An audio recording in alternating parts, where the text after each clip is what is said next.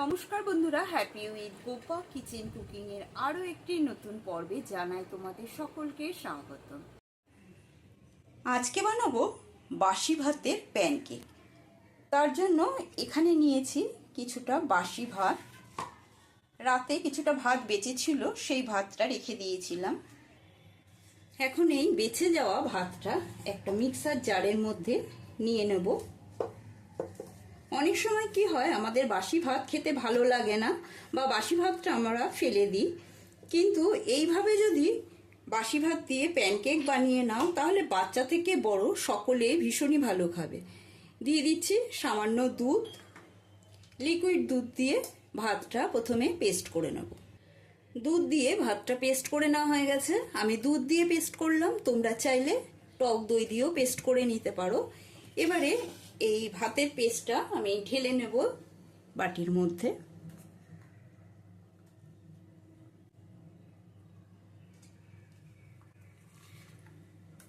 সমস্ত পেস্টটা বাটির মধ্যে ঢেলে নিচ্ছি। ভাতটা ঢেলে নিয়েছি, দেখো সম্পূর্ণ মিহি করে পেস্ট করেছি। এর মধ্যে কিন্তু কোনো দানা ভাব নেই। এবারে এর মধ্যে দিয়ে দিচ্ছি বাকি যে দুধটুকু রয়েছে, সেই দুধটুকুও দিয়ে দিলাম। এবারে এর মধ্যে কিছু জিনিস মিশিয়ে নেব। প্রথমেই এর মধ্যে দিয়ে দেবো আমি ময়দা। ময়দার পরিমাণটা তোমরা কম বেশি বুঝে ব্যবহার করবে, কে কতটা প্যানকেক বানাবে আর কার কতটা ভাতের পরিমাণ রয়েছে। দিয়ে দিচ্ছি ছোট সাইজের একটা পেঁয়াজ, কুচি করে কেটে নিয়েছি। পেঁয়াজ কুচিটা দিয়ে দিলাম। দিয়ে দেবো টমেটো কুচি। তোমাদের কাছে ক্যাপসিকাম থাকলে ক্যাপসিকামও দিতে পারো, কিন্তু এই মুহূর্তে আমার কাছে ক্যাপসিকাম নেই, সেই জন্য আর দিলাম না। এখানে নিয়েছি একটা কাঁচা লঙ্কা কুচি আর নিয়েছি চিলি ফ্লেক্স। ঝালের পরিমাণটা কম বেশি নিজেরা বুঝে ব্যবহার করবে। দিয়ে দেবো ধনে পাতা কুচি। দিয়ে দিচ্ছি কিছুটা আদা, লম্বা লম্বা করে কুচিয়ে নিয়েছি, অল্প করেই দিয়ে দিলাম। দেব সামান্য জোয়ান।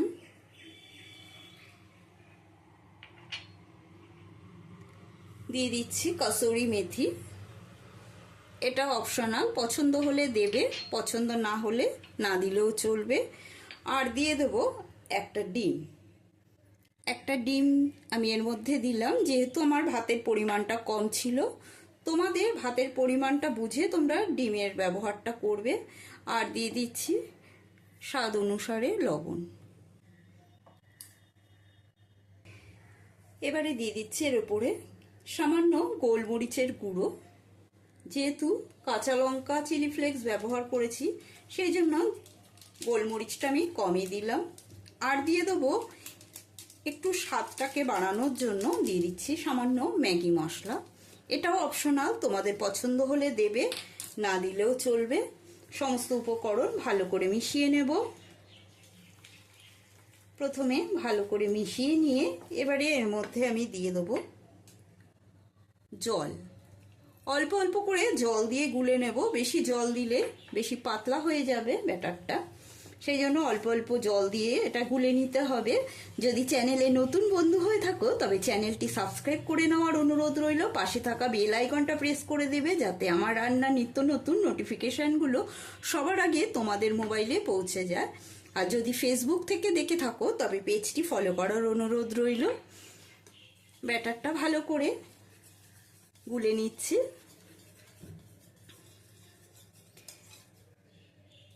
বেশি পাতলাও হবে না, আবার বেশি মোটাও হবে না, ঠিক এই থিকনেসে ব্যাটারটা গুলে নিতে হবে।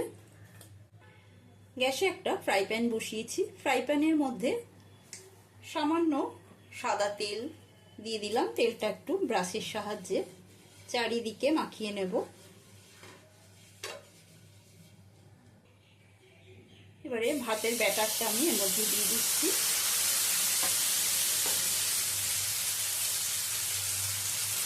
দিয়ে এবারে এরকম গোল করে দেব,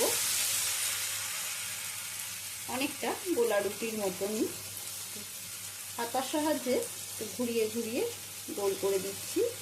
তোমরা তোমাদের পছন্দ মতো শেপে এই প্যানকেকটা বানিয়ে নিতে পারো।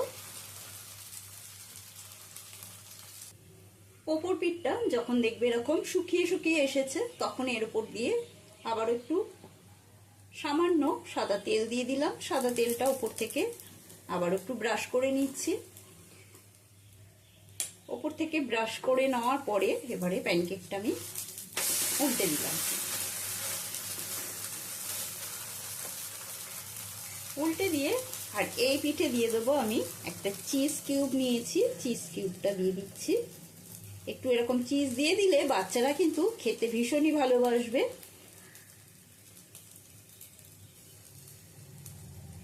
এমনিতেই আমরা অনেকে আছি বাসি ভাত খেতে পছন্দ করি না, একবার এইভাবে বানিয়ে খেয়ে দেখো, এতটাই অপূর্ব লাগে খেতে এই বাসি ভাতের প্যানকেক।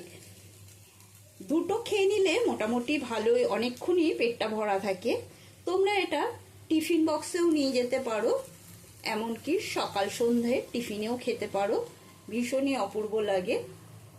এবারে উল্টো পিঠটাও ভেজে নেব। এপিঠ ওপিঠ দু পিঠই ভেজে নেওয়া হয়ে গেছে। এবারে তুলে নিচ্ছি, তুলে একটা প্লেটে রেখে দেবো।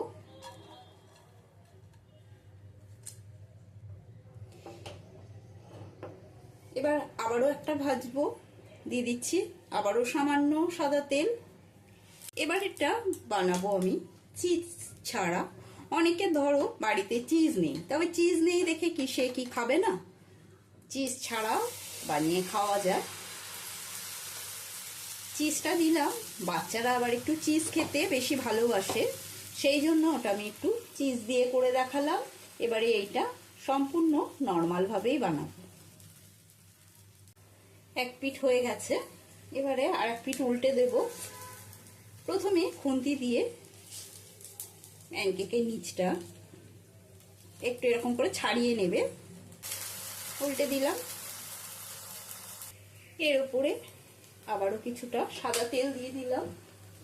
এটাও সাদা তেল দিয়ে একটু ব্রাশ করে নেব। তোমরা যদি বেশি তেল দিয়ে ভাজতে না চাও তাহলে অল্প তেলেও বানিয়ে নিতে পারো। এটি যেভাবে বানাও খেতে কিন্তু ভীষণই ভালো হয়। এপিঠ ওপিঠ দু পিঠই সুন্দর করে ভেজে নিলাম। এবারে এটা নামিয়ে নিচ্ছি। আজকের মতো কমপ্লিট ভাতের প্যানকেক। সম্পূর্ণ নতুন পদ্ধতিতে এই প্যানকেকটা বানালাম। দু রকম ভাবে বানিয়েছি, একটা চিজ দিয়ে একটা চিজ ছাড়া। রেসিপিটি আশা করি তোমাদের সকলেরই ভালো লেগেছে। ভালো লাগলে প্রত্যেকবারের মতন কমেন্ট করে জানাবে, লাইক দিয়ে দেবে, বেশি বেশি করে শেয়ার করবে। আজকের মতন এই পর্যন্ত, আবারও নতুন কোনো রেসিপি নিয়ে হাজির। সকালের ব্রেকফাস্ট হিসাবেই আমি এটা খাচ্ছি। তার সাথে নিয়ে নিয়েছি এক কাপ লিকার চা।